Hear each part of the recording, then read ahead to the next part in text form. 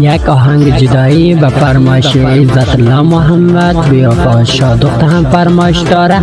البته شعر نویسنده هم عزت الله محمد هست. البته با آواز فیدا محمد جانی دلسوز بشنوید، لذت ببرید.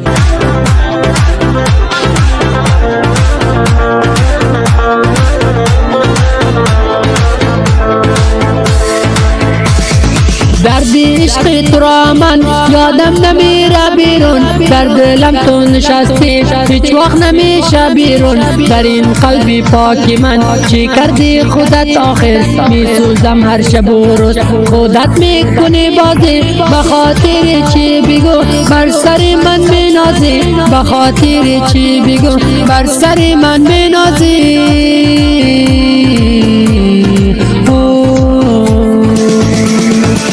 یافتی یاری خودم از من خودت گذشتی، با دیگران دل داده مرا تنها تو ماندی. دخترک ناجوان یاری خودت را یافتی، در سری من دنیا را زندانی خانه کردی.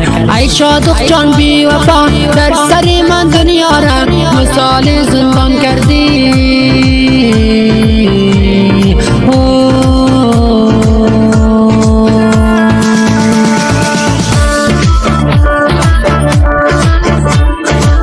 شماره واتساپ عزت الله محمد 2096 65 77 80 25 69. فراموش نکنید.